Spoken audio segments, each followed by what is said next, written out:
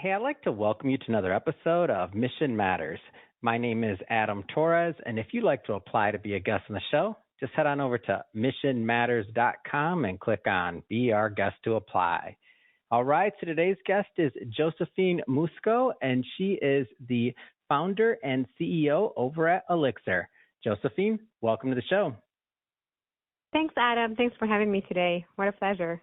All right. So happy to have you here. And just to get us kicked off, I see, founder, CEO, Olyxir. How did you get the idea for Olyxir? I love drinking tea, and I was a raw vegan for quite some time. And everything I ate or drank, I had to know what went into it. And the tea bag always bothered me. I was like, that thing doesn't look... It looks fishy, Was it the staple? Was it the bag? Sometimes I look at my tea bag the same way. What was it that got to you? What would you say? Honestly, everything. I started thinking, that thing is paper. If I went to the printer right now and got a paper, like an A4, and ducked it in a cup, would I drink that? I'd be like, no. So I went and got a creative agreement with the USDA. And I dissected the tea bag and found that my suspicions were really true, or even worse than what I thought. And the truth is, even the most basic of tea bags are full of toxins and things that we should not be ingesting. Your average tea bag is releasing microplastics, billions of microplastics, bleach, epichlorohydrin into your cup every time you dunk it in the hot water. The microplastics are usually, because like paper, if you put like a normal piece of paper in water, it will disintegrate, right? So the paper that's used for tea bags has a very thin layer of a type of plastic to prevent it from falling apart and to give it the stiffness, that shape and also paper comes from trees, and trees are tan in color, and to make the paper appealing to the consumer, they bleach it in order to make it white. So you got the bleach, you got the epichlorohydrin, you got the plastic, and then the ones that have a staple have lead leaching in there. And when you finish with that everybody cup, right now that's listening, just so you know, that's long-term tea. I mean, can you see my face right now? It's like, this is an audio interview, but if you were in a car right now, just understand I'm looking at that staple, everything. I'm like, you've been getting me because I drink a lot of tea. Oh, go ahead, Josephine. Keep educating myself and the audience. Thank you. Well, also like the tea leaves inside the tea bag are really bad quality, because what we're really getting is just the juice of something. You're not really seeing what you are intaking, right? So they really tend to choose terrible quality tea leaves that are completely burnt up and not mindfully dried up or anything like that to keep their nutritional value. And then you have the environmental factor, where all these tea bags, sachets, bulky boxes that these tea bags come in, are ending up in landfills. And some people, the worst thing is people put their tea bag in their compost. And I'm like, oh my God, do not put the tea bag in the compost. You're really poisoning yourself. Or they dump the rest of the tea down the sink, right? And those microplastic bleach epichlorohydrin is ending up in our waterways, whether it's rivers, ocean, etc. Man, and so you're going down, I want to stay on the beginning of this journey a little longer, if you don't mind. So you're going down this, I'm going to say it, you didn't say it, but you're going down this rabbit hole. You're like, okay, this tea bag's getting on my nerves here. I don't know what it is, but something's there to get me. And so you're going, and again, those are my words, not yours. So then you're going down this rabbit hole. Okay, I didn't want to, I felt it from you, but I don't want to put that energy out there if you weren't feeling it. So very, very true. Super accurate. Okay, thank you. So, because I think I'm similar in the same way. I'm like, they're trying to get me. I don't know how, but I'm going to figure this out.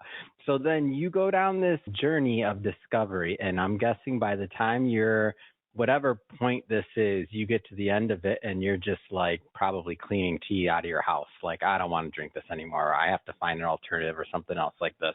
Because something like you once you know something, you can't unknow it, I feel like. As much as you want to try, you can't. So now, at what point does this kind of like tip for you, and you're like, okay, not only am I going to not, do what I was doing before, but I need to find an answer. Like, how did that come about? Well, I had just graduated from college with a master's in corporate leadership and restructuring, and I didn't know what I was going to do with my life, you know. Hmm. And I'm like, okay, maybe I'll just like start my own research and start doing my own thing and figure out where this will lead me. And, you know, I worked really hard for 3-4 years on developing things and creating the patent, perfecting the technology, all that stuff, sourcing, making sure I have all the right And components. you're just graduating, by the way, so you had no, I don't want to assume you didn't, like, in your teenage years have a brand like this or any other products, or is this your first, like, product after college? Am I off on that? Right. Right. Yes. Wow, No, that's you're 100% amazing. correct on that. Go ahead, please. This is great. Yeah. Thank you. Yeah, so I was working on it, and I'm like, okay, you know, we'll see what happens. And then I got the patent, and that was like, whoa, okay, I have a patent. I have to do something with this. And yeah, and then I made the product, and you know, I can't deal with loose leaf tea. That's the other thing is like you have to wait for it to steep, and like who has time for that? Like who has time to sit around for like 15, 20 minutes, whatever time it takes to have the right strength of your tea. And I can't leave it in my mug. Like I don't know about you, but that grosses the heck out of me. Like the leaves like floating in there. So that was another reason why I'm like, okay, I can't do tea bags. I don't have the time or energy for the loose leaf. So I'm gonna create this a solution for that. And when you get a patent, you're like, okay, you know, wow. You know how hard it is to get patents. So that kind of like pushed things along, pushed the journey. I'm like, yep, let's do this. So now when you're going into, so now you have this patent, you know what you're doing next. You're like, okay, you're a couple years in, I believe you said, into developing everything else. So you're all in at this point. Like you're at that point to where like, we got to make this thing work. Where do you go next? Like in terms of developing what was next? Was it the flavors, the packaging, the like marketing? Like what was next for you? Next was figuring out the name, right? Like I needed to find the name. So I came up with the name. I brainstormed with some of my colleagues that were working with me on the project, and Olyxir was the name because our hero product, our OG basically, was made from olive leaves, which is, I also have a patent on the olive leaf powder that's very high in antioxidants. So it was as an olive leaf elixir, like the elixir of life, like something that. So that we came up with the name, and then I had to find a packaging, and I didn't want anything that like is gonna create more waste. So the first packaging that I came up with was a metal case, like the silver metal case that you open. It almost looks like a business card thing. So that came after, and then I just the logos, sketched the labels, all that stuff, and hired people to create them. And the concept even of strips, and like just so, and maybe describe how it works, just so that our audience can kind of, that haven't heard of it yet, can kind of get an idea of how to use the product. Let's start there.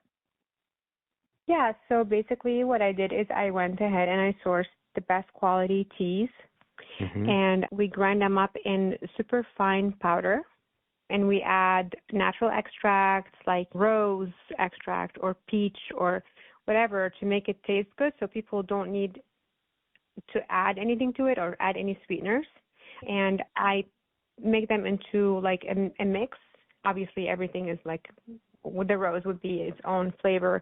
And then we would make them into a thin film that is dried on very, very low heat. And then that film is cut into a business size strip. You take that strip and you put it in your water. You give it a few seconds to absorb the water, and then it disintegrates, and you have a wholesome cup of tea. There's nothing to throw away, nothing to discard, no steeping time needed. Just the strip dissolves, and all the tea and all the goodness of the other things that we add, like the extracts or adaptogens that we add, are in your cup for you to enjoy and have as a whole, wholesomely.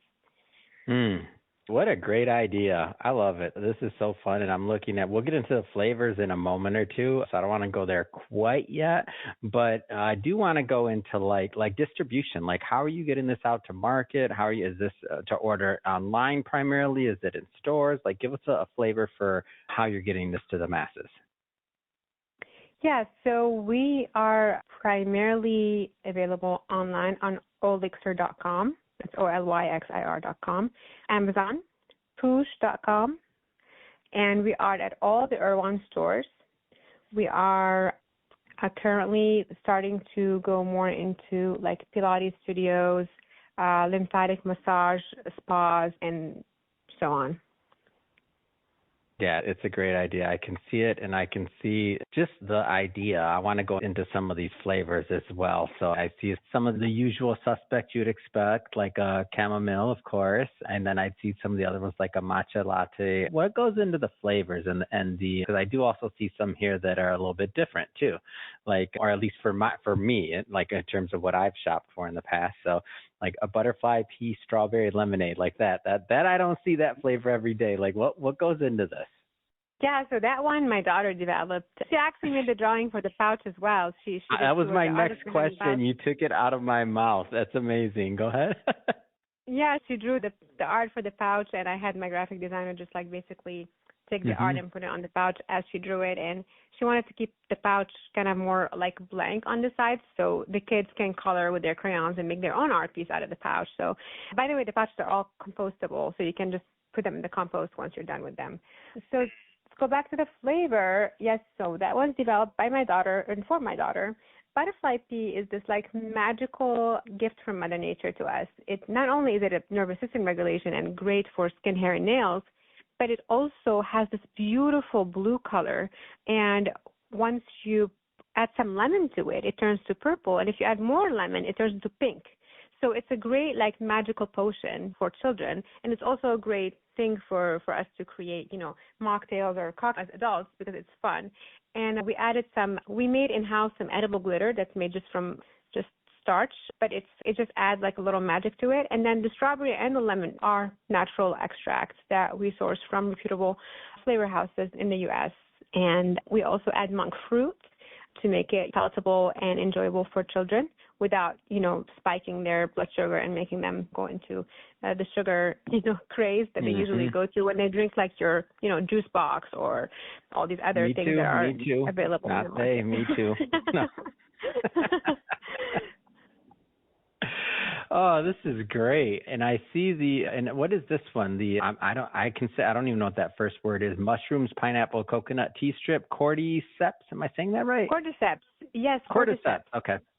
Cordyceps are a known and well-studied adaptogen that increase stamina and sustenance during physical exercise. And so they are some of the best things to have before a workout or during or after a workout to support your physical activity. And those are delicious. I just put them in my water bottle on my way to work out. I just drink it, and once I get there, I'm also drinking it. And it really makes a big difference in my performance. That's why it's called Perform.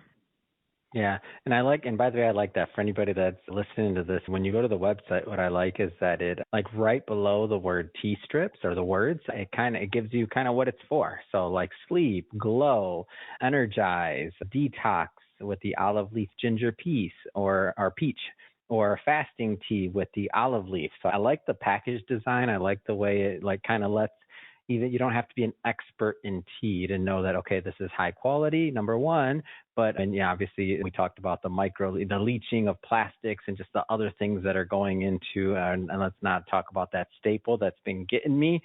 No more. Now that I'm educated, Josephine, and now looking at this, I mean, what I like about the website, the design, everything else is that you can go to it and you can kind of know where you want to be in, and also try some new things too. So it's really cool. I like it.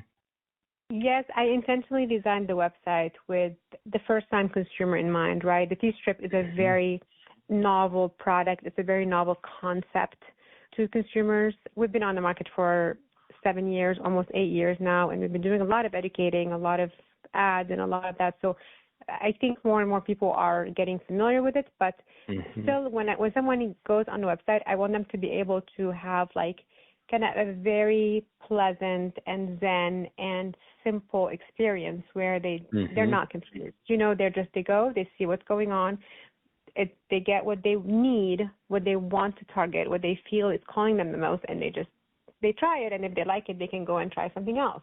That's kind of the idea behind the simplicity and the kind of the design of the website. Amazing. Well, Josephine, this has been a lot of fun having you on the show today. I just have to ask, I mean, what's next? What's next for you? What's next for Olyxir? What is next? Let's dream for a moment. We're all entrepreneurs here. What's next? Like, give us the big vision. I have a lot of products that have been developed and that are going to be rolled out gradually within the next few months. We have an electrolyte and charcoal strip that is designed to dissolve in cold water. So it's good, for electrolytes. We have an Earl Grey that's coming up. We have a simple chamomile tea because the one we have currently is a chamomile with melatonin. So some people just want the chamomile. And we have a simple green tea that's coming. I also have a line of food-grade beauty products, shampoos, conditioners, skincare products that are all made from biodynamic ingredients. So, yeah. Yeah, you are busy. I love this. And if somebody, let's say, I know we said it once, but I want to definitely get it in again. If somebody wants to pick up some Olyxir, how do they do that? Well, you can stop at Erewhon, any of the Erewhon stores across Los Angeles, or you can go on our website and you get 15% off your first order plus free shipping. We also have subscription, which if you like a tea, you can just have it auto-delivered to your house every 30 days free with free shipping. We can also go on Amazon or on push.com. And, yeah, just look out for us at the kind of the higher-end spas and Pilates studios. They usually have them on the counter. Amazing. And that's Olyxir, OLYXIR.com. And for everybody listening, we'll put that in the show notes so you could just click on the links and head right on over. And speaking of the audience, if this is your first time with Mission Matters and you haven't hit that subscribe button yet, I don't know what you're waiting for. This is a daily show. Each and every day, we're bringing you new entrepreneurs, new stories, new insights, and hopefully new inspiration to help you along on your journey as well. Again, hit that subscribe or follow button, and we'd love for you to come back and be a return listener. And Josephine, thank you so much for educating me today and my audience as well. I'm wishing you much more continued success, and I can't wait to continue to see this brand grow and to say that, hey, I knew her. Thanks, Josephine. Thank you so much for having me, Adam. What a great fun. Have a great day.